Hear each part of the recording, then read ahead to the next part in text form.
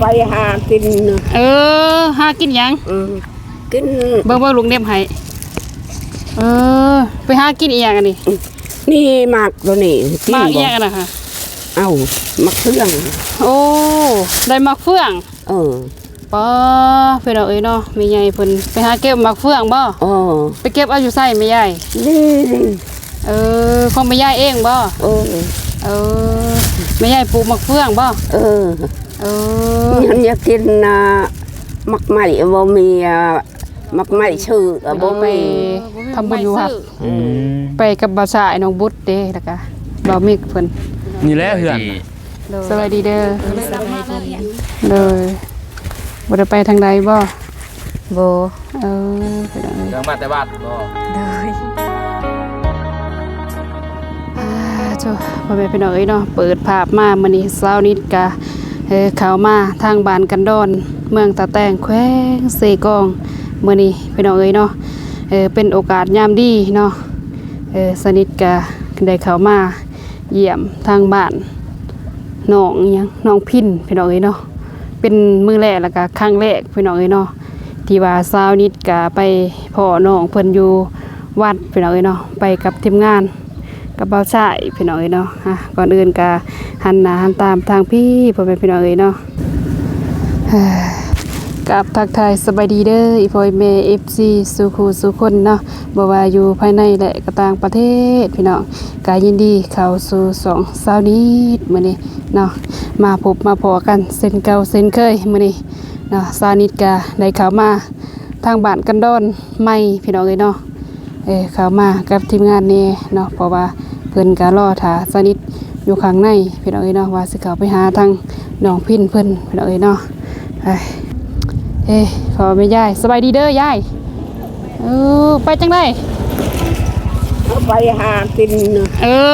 หากินยังกินเบิ่งลุงเน็บให้ไปหากินอีหยังอันนี้นี่หมากตัวนี้หมากอีหยังกันนะคะเอ้าหมากเฟืองได้หมากเฟืองป้าเพิ่นเอาเนาะแม่ใหญ่เพิ่นไปหาเก็บหมากเฟืองบ่ไปเก็บเอาอยู่ไสแม่ใหญ่นี่ของแม่ใหญ่เองบ่แม่ใหญ่ปลูกหมากเฟืองบ่ฉันอยากกินหมากใหม่บ่มีหมากใหม่ชื่อบ่มีหมากใหม่ซื้ออยากกินมะเกียงแต่บ่มีเงินอยากกินมะเกียงเพื่อนแม่ใหญ่อยู่ไสพุ่นอยู่พุ่นอยู่เทิงพุ่นบ่อยู่ลุ่มน่ะอยู่ข้างพุ่นบ่เข้าไปในพุ่นอีกพี่น้องเนาะเจอแม่ใหญ่เพิ่นย่างมาตามทางพี่น้องเพิ่นสิเข้าไปข้างในพี่น้องเนาะเมื่อบ้านเพิ่นแหละเข้าไปอยู่ในพุ่นเนาะยายเนาะยายซื้อจังได๋วันเชยายวันซีบ่วันเชวันซีวันเชวันซีวันเชวันซีพี่น้องเนาะฟังนำกันเพราะว่าสนิทก็บ่ค่อยชัดเจนพี่น้องเนาะวันเชโดยเพื่อนเขาไปไหนพุ่นเนาะคันมีโอกาสมื้อหน้าลูกสิเขาไปหาเด้อแม่ยายว่าอยากกินอีหยังอยากกินหมากไหม้บ่อยากกินมะเกี้ยงพี่น้องเนาะแม่ยายเพิ่นว่าอยากกินมะเกี้ยงแถวนี้ก็มีขายอยู่บ่มะเกี้ยงฮะมะเกี้ยงมีขายอยู่บ่อยู่บ้านหั่นนี่บ่ฮู้บ่ชอบบึงบ่มีไผคือบ่มีไผขายเนาะแสดงว่าต้องเข้าไปในเมืองพุ่นบ่โดยมีแต่ว่ามื้อหน้าคันว่าลูกได้เข้ามาลูกสิซื้อมาฝากเด้อโดยเพราะว่าลูกเข้ามาอัปเดตทางน้องๆเพิ่นทางข้างในเด้อไปสนิทสิเข้าไปหาทางเฮือนแป้นบ่โดยอยู่จักคนซะ10 คนพุ่นป้าพี่น้องเนาะโพดแท้คือบ่อยู่จังได๋มีอยู่นี่หุ่นอยู่เวียงเลยคนลูกหลานค่อยบ่อยู่เวียงเขาไปเฮ็ดงานอยู่เวียงคุณบ่โดยอยู่แข่งก็มีอยู่เมืองก็มีอยู่เวียงก็มีลูกหลานค่อยไปหารับจ้างบ่ไปเอาเนาะโอเคถ้าว่า ลูกได้มามื้อหน้าสิซื้อมาตอนเด้อมาเกี่ยงเด้อโดยสิเขาไปหาทางน้องพินเพิ่นก่อนเด้อโดยมาไม่ไปพี่น้องเอ้ยเนาะไปหาทางทีมงานแล้วก็สิเขาไปหาทางน้องเพิ่นพี่น้องเอ้ยเนาะ ทีมงานก็รอท่าอยู่ทางฝั่งนั่นพี่น้องโอ้โหดโพพี่น้องเอ้ยอากาศโคตรว่าร้อนแท้ร้อนว่าพี่น้องเนาะป้าโธ่สบายดีเด้อ โอ้ยมาใกล้เลย ใกล้โหดวะ ยานกันได้สัน สบาย ยา ดีสบายดีก่อน เลย สบายดีเด้อ เด้อสบายดีเอ้ยนู่นน่าแล้วก็บ่าวอนุ่งบ่าวมิก คนบ่ พี่น้องเอ้ย แม่น แม่นมาสองคนนี่พี่น้องเอ้ย เคยเข้ามาบ่ ครั้งแรก ครั้งแรกนะ ครั้งแรกแห่งมาน แม่นปรับถืออีบ่ใหม่ให้ก็ได้เพราะว่าไม่เอ้ยนู่นน่าเพิ่น โอ้ยแนวกั้นลมบ่ นี่ มี คือ บ่ บ่ใส่น่ะคือลม เออ กันลมมันเวลาลมแห้งมันก็มันสิบ่นั่น หมอ อ่า เออ เวลาเห็นบ่ลมฮู้มันสิ เพิ่นได้ใหม่ๆเด้ ก็เป็นใส่ไปได้เลย เอาก็ใส่แนวนี่เห็นบ่กัน เด็ก กันลม มาเอากับป้า แม่นแล้วนะงามพอแห้งนะฮะถึกเลย ใส่ในกันลม เป็นไหวมันเป็นใส่ เอาให้บ่าวนุ่งใส่ให้พี่น้อง ใส่เลยโอ้จุดหน่อยติ ใส่เลยตัวนี้บ่ ใส่เลยแล้วจังสิหูวิธีใส่ เป็นไม้แหลก แหลกของไม่ เป็นไม้แหลกของเอ่ยนู่นน่ะเพิ่นก็ว่าอยู่คนอีหยังยองๆยังๆคือแมงบ่งคนนี่คือบ่ใส่หยังจักอย่าง จะใส่ตัวนี้แหละมันแต่มันเฮากระเบิ่งคือบ่งามนะแต่ว่ามันก็ดีได้มันมี งามมาแหละแม่น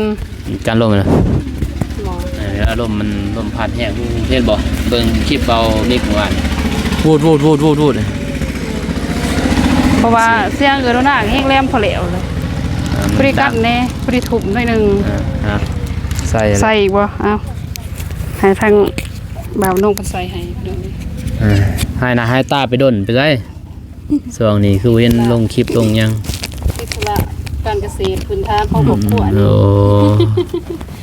เฮ็ดเศษเกษตรบ่ แม่อันใดก็พอแต่หาซิพันเลย เคยเข้ามาบ่นี่ยังบ่เทื่อแรกบ่ บ้านนี่บ่ บ่นี่เฮือนเนาะ หาน้องเพิ่นนี่บ่กำลังข้างแรกนี่แหละ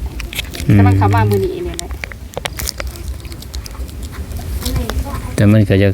มันบ่อยากนั่นปานใดเนาะแต่บ่อยากคักปานใดแต่นี่มันอยากลุยเลยอยู่ มันยังออกปุยๆเนาะ โดย มันออกก็ดีกว่าแต่มันก็อันซ้ายเอาเพราะว่ามันสิปกติแล้วเนาะตัวนี้ซื้อเท่าไหร่ ล้าน600,000 90,000 เพราะตัวนี้มันสินี่มันจะร้อนเบิดแล้วนี่แต่ เป็น โดน ได้สองโป้เด้ แต่อยู่เฮือนก็ยังอยู่2อันเด้แถม คือรุดออกอีกแบบ มันรุดเลยยังว่าจังว่าบ่ได้สูใส่ ซุปบ่แนนบ่ แล้วตัวนี้บ่ออกนี่อยู่เลยเนี่ย ซุปบ่แนนที่บ่ น้ำซีเมนต์มันอันนั้นเด้ บ่จักแหนน ทุกมาก็ เอาใส่เลย ใส่เดียวก็ได้ มัน ใส่ ไปคนเดียวเขาก็ใส่กันเดียวก็ได้ใส่อันเดียวเนี่ย เลย ไม่เดียวก็ได้บ่ใส่สอง ใส่ซองโดดเลย อืม หอยก็ยังว่า สิ เป็น เข้าไปหาน้องพุ่นบ่พุ่นเด้ เป็นมือแรก จะทนายใหญ่บ่ หาน้องพิน น้องพินบ่พุ่นน้องพิน ล่างนี่แต่ว่าบ้านน้องพินเนาะ พุ่นเด้ เออไป พุ่ หาน เด้ น้ น้ อ อง งพิน ไปหาน้องพินแล้วก็สิเลยไปหาน้องจันทนานี่บ่ เพราะว่าเจอน้องเพิ่นมื้อนี้ไปทำบุญอยู่วัด อืม ไปกับบ่าวชายน้องบุตรเด้แล้วก็บ่าวมิกเพิ่น นี่แหละเฮือนน่ะ เลยก็เลยนำมาเลยมื้อนี้ พินมานี่ ไปเลย พิน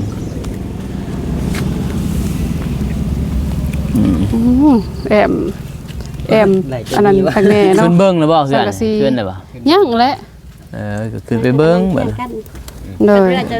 อันนี้ก็เติงยาง นี่ทางน้องเพิ่นพี่น้องเอ้ย สบายดี สวัสดีเด้อ สบายดี เลย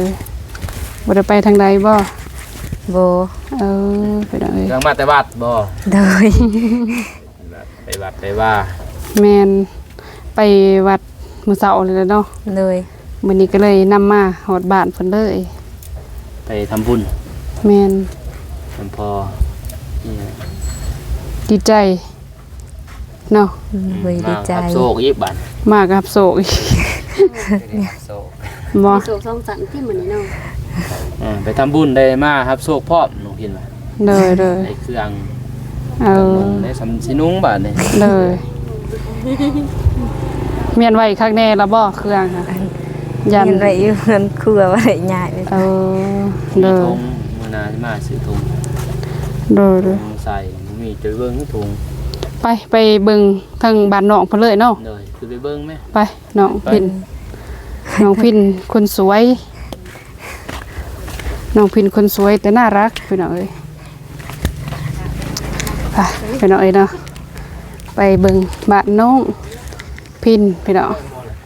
ป้าเถอะ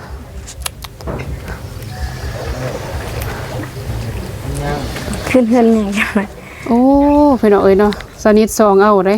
ใส่ละทางขึ้นหลานนี่บ่ โดย นี่บ่คันได้ โดย คันได้น้องขึ้นบ้านหันได้ โดย ป้าพี่น้องเอ้ยเนาะโพดโพพี่น้องเอ้ยเนาะเป็นครั้งแรกที่ว่าสาวนิดมาพอพี่น้องไปแต่ละบองแต่ละบอนก็บ่เคยเห็นแบบนี้เด้พี่น้องเนาะบ่าวน้องนี่นะทางขึ้นคันได้น้องเพิ่นโยบขึ้นแล้วบ่นี่เนี่ยได้สิขึ้นได้พี่น้องเอ้ยเนาะบ่าวน้องขึ้นแล้วบ่นี่ ขึ้นแล้ว ขึ้นแล้ว จนเมื่อยไปเลยย่างไปย่างมาอยู่แล้ว เมื่อยขึ้นแล้วเนาะพี่น้องเอ้ยเลยเป็นใหม่อันนี้เนาะ ทำไม พากะตีอิหยังกะพี่น้องเอ้ยบ่หลอกปอกแปกเบิดแล้วบ้านน้องเพิ่นก็ได้ไปขออนุญาตขึ้นบ้านขึ้นเฮือนเด้อบ้าน โดยขึ้น เถอะพี่น้องเอ้ยใส่บอลน้องนอนเด้ นี่เบื้องนี้ ข้างนั้นบ่ โดย พี่น้องอันนี้บอลไฟนอนเบิ่งนี่ น้อง น้องบ่ โดย มีแต่เสือกับผ้าห่มพี่น้องเอ้ยพี่น้องเอ้ยพี่น้องเอ้ยเนาะไปสนิทสิลองขึ้นบ่ผิดเหตุที่ขึ้นนี่ก็ได้ โบ บ่ พี่เฮ็ดดอก ขึ้นเพื่อซื้อๆว่าได้เห็นเองทางผิด ญาติมาแล้วเนาะคนแขกยังขึ้นมาขออนุญาตขึ้นเฮือนเด้อบ้านนี้ เลย เลยพี่น้องเอ้ยเนาะบ้านน้องเพิ่นบ่ได้ที่ว่าห้องน้องนอนนี่บ่ เลย ขออนุญาตเบิ่งได้บ่ ได้ นี่ นี่ดู พี่น้องเอ้ยบ้านน้องเพิ่นไผซื้อให้คือได้ใหม่ๆผ้าปูนี่ เราอันนึงกับ บ่เอานุ่งบ่ เลยเอาหูเบานุ่งหรือเบาเตียงเขา นำกันเพิ่นนั่นแหละบ้านนุ่ง เลย บ่เตียงทองพี่น้องเอ้ยเนาะบ่นอนพี่น้องมอนยังก็ได้เบิดแต่ว่าบ่ได้ไม่เบิดแล้วเนาะ เลย พี่น้องเอ้ยเนาะสนิทก็เป็นมือแรกที่ว่าขึ้นมาบ้านน้องพินเนาะ เลย เลยพาปูพี่น้องเอ้ยผากอิหยังกะอันนี้เบิดแลลูกเบิดแลพี่น้องเนาะบอนดูบอนเศร้าน้องเพิ่นกะสังกะสีกะ หัวเบิด คือว่าหัวเบิดเนาะ เลย ซองเห็นแปะเห็นอิหยังไปพี่น้อง เห็นเดือนเห็นดาว เห็นเดือนเห็นดาวเลยยามกลางคืนกะเพิ่นตกสิบ่หัวบ่ล่ะ หัวโดยเปียกเบิด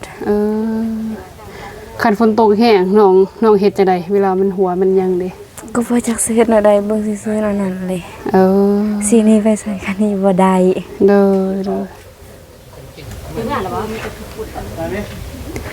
เอากระซ้ำก็ขุมาตรงเพื่อได้อยู่หั่นนะ เพื่ออยู่หลอดเนาะ เลย โดยพี่น้องเอ้ยเนาะเพราะว่าปู่ผากได้พี่น้องเฮือนเพิ่นก็ได้เนาะ สมแซมเบิดเลย โดยซ้อมแซมพี่น้องโอนขาดเบิดอันนี้เบิดพี่น้องเอ้ยแหนมข้างเทิงสอดหดข้างล่างพุ่นแหละพี่น้อง นี่บ่พากระตู้ เลย ป้าพี่น้องขาดเบิดเลยเข้าอัดจังไดล่ะอัดเบิ่งค่ะแบบไร เลย ลองอัดเบิ่งค่ะ นี่ ผ้ากระตูกเอาผ้าห่มบังพี่น้อง เล เอ้ย ย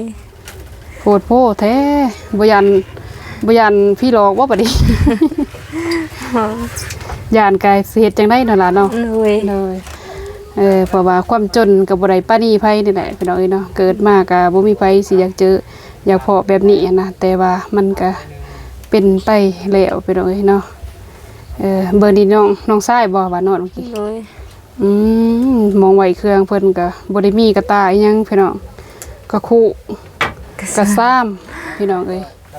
กระคุกระซ้ำพี่น้องเนาะตรงสีมาลงปุงปิงพี่น้องเนาะ อยากลงเบิดเลย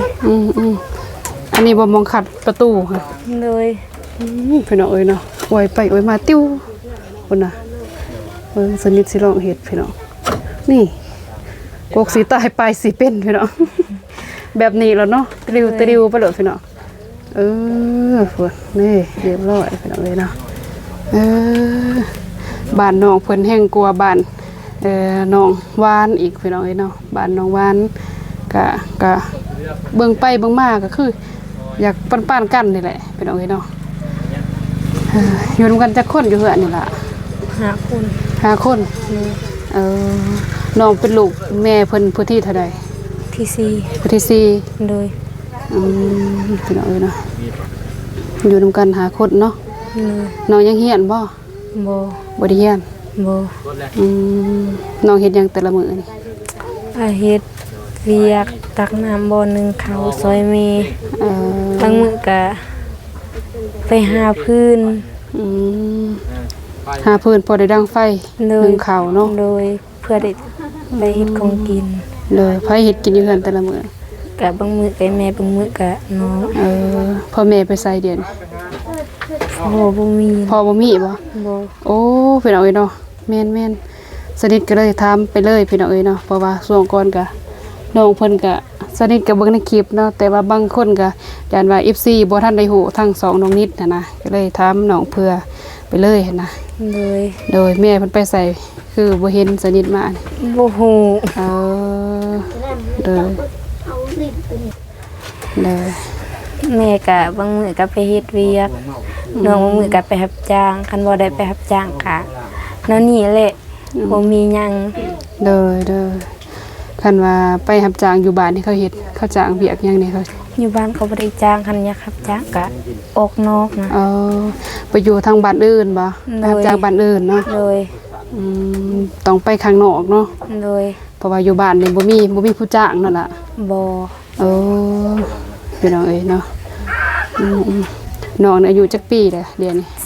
17บ่ เลย เฮียนฮอดห้องม.ใด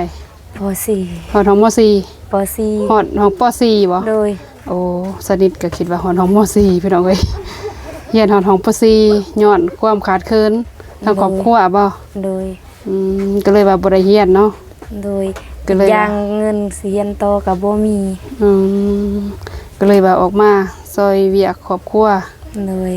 เชิงผู้เป็นแม่เนาะเพราะว่าเพิ่นก็ภาระผู้เดียวเพราะว่าพ่อก็บ่มีพี่น้องเอ้ยเนาะกำพร้ากันว่าแล้วก็เนาะ โดย กำพร้าพ่อ พ่อเพิ่นเสียโตจักปีแหละ บ่ฮอดปี บ่ฮอดบ่ทันฮอดปีบ่ บ่ เสียอยู่เฮือนหลังนี้นี่บ่ โดย โอ้พี่น้องเอ้ยเนาะขออนุญาตเด้อนะมาถ่ายคลิปเปิดดวงจิตเปิดดวงตาให้เพิ่นนะซอยเหลือทางครอบครัวเนาะให้มีผู้ใหญ่เพิ่นอีต้นเด้อล่ะเด้อ โดย พี่น้องเอ้ยเนาะเพราะว่าเพิ่นก็บ่มีนี่แหละเนาะขาดเสาหลักว่าสิซะเนาะ โดย บ่อนอยู่บ่อนนอนเพิ่นก็คือเฮ็ดนํกันนี่แหละพี่น้องเอ้ยเนาะ บ่เป็นแต่อยู่ เลยอันนี้เป็นคางสั้น เคยบ่ล่ะบ่พี่น้องเคยเฮือนเพิ่นเนาะถ้า ก็อยากฮักอีก โดยถ้าว่ารวมแล้วก็เพียงนี้แหละห้องน้องเพิ่นพี่น้องเอ้ยนะเพียงกล่องสนิทแล้วห้องแทรกออกมาหน่อยนึงพี่น้องเอ้ยเนาะมุมนั้นก็สิเป็นมุมเดินบ้านพี่น้องแต่ว่าก็ต้องสิได้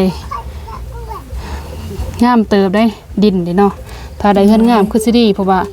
หน้าต่างทางพี่น้องเอ้ยเนาะบ้านน้องเพิ่นก็ได้พี่น้องน้องกินข้าวกินน้ำแล้วบ่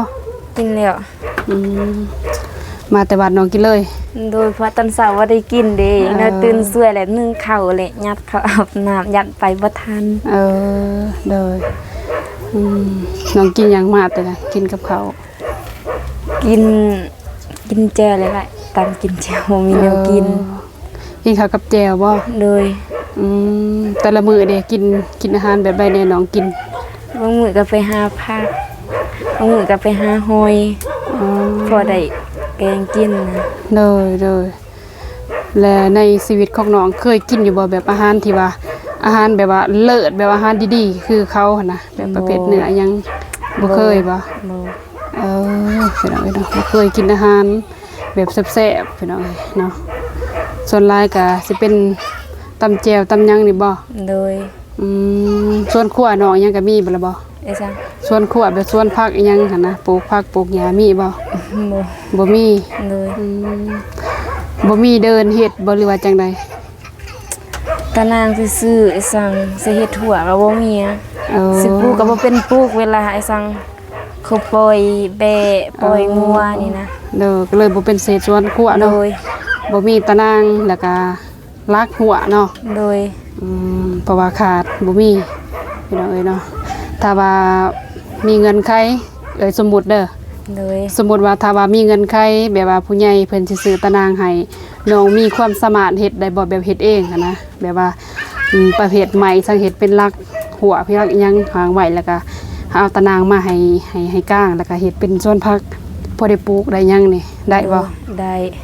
ถ้ามีสิ่งนั้นหั่นเนาะ โดย พี่น้องเอ้ยเนาะ ก็มาพอน้องเพิ่นตัวจริงมื้อนี้เพิ่นน้องเอ้ยเนาะนำมาสนิทก็ได้เนาะแต่ก่อนก็ทางไอ้ายบ่เตียงแล้วก็บ่าวอนงเพิ่นเข้ามาพี่น้องเอ้ยเนาะแต่มื้อนี้ก็เป็นโอกาสดีสนิทก็ได้มาเข้าฮอดบ้านฮอดเพื่อนของน้องเพิ่นพี่น้องเอ้ยเนาะเด้อสำหรับมื้อนี้เนาะเอ้ยมาก็บ่ได้มีหยังลวงลายเด้อล่ะเด้อ โดย โดยเอ้ยก็บ่ได้มีของฝากของตอนเพราะว่าฝากมาแน่ โดย โดยออกแต่พุ่นแล้วก็ฟ้าทางเอื้อยเพิ่นเข้ามาหาน้องนะ โดย ย่านบ่พอแน่มื้อหน้าถ้าเอื้อยเข้ามาก็จังสิมีในฝากในตอนเล็กๆน้อยๆนี่แหละเด้อ โดย โดยก็เอื้อยก็สิได้ขอตัวกลับเลย โดย โดยเพราะว่าทางทีมงานเพิ่นก็รอท่ายังสิไปไปบ่งใหม่อีกอะนะเด้อโดยเป็นจังได๋ก็ให้น้องสู้ๆเด้อ โดย โดยเอื้อยเป็นกำลังใจให้พี่น้องเอ้ยเนาะไป มาเอื่อยขอไม้แบบนี้ละแกได้บ่เลยขอบมุกขอบใจละลายเด้อ โดยคือกันเด้อ เลยไปพี่น้องเอ้ยเนาะโอเคพ่อแม่พี่น้องเอ้ยเนาะเพราะว่าขึ้นบ้านน้องเพิ่นก็พัดลมก็บ่มีพี่น้องเอ้ยเนาะเหือแตกแตนบึดพี่น้องเนาะเพราะว่าอากาศมันร้อนพี่น้องเอ้ยเนาะ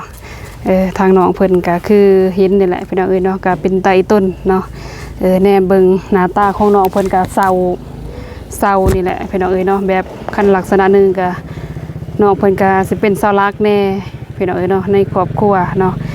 หาเงินหาค่ำนี่แหละเนาะหาเพื่ออยู่ในครอบครัวให้เลี้ยงชีพเป็นครอบครัวที่ว่าดีอบอุ่นนี่แหละก็ถือว่าทางน้องพินเพิ่นก็เก่งเติบพี่น้องเอ้ยเนาะมื้อนี้ก็สนิทได้เข้ามาหาทางน้องเพิ่นเป็นที่เรียบร้อยพี่น้องเอ้ยเนาะแล้วก็มาเจอน้องเพิ่นตัวจริงพร้อมกับในบ้านเพิ่นเลยพี่น้องเอ้ยเนาะสนิทก็สิบ่เว้าหลายพี่น้องเอ้ยเนาะก็ก่อนอื่นก็ขอบคุณขอบใจเด้อทางพ่อๆแม่ๆ FC สู่คู่สู่คนเนาะบ่ว่าอยู่ภายในและก็ต่างประเทศพี่น้องเนาะที่มาเข้าชมคลิปสนิทแต่ต้นจนจบเนาะขอให้พ่อๆแม่ๆจงมีแต่ความสุขความเจริญปรารถนาสิ่งใดก็ขอให้ได้สมความปรารถนาสำหรับคลิปนี้พี่น้องเอ้ยเนาะสานิทก็สิขอตัวไปก่อนเนาะกล่าวคำว่าสบายดีพี่น้องเอ้ยเนาะบ๊ายบายพี่น้อง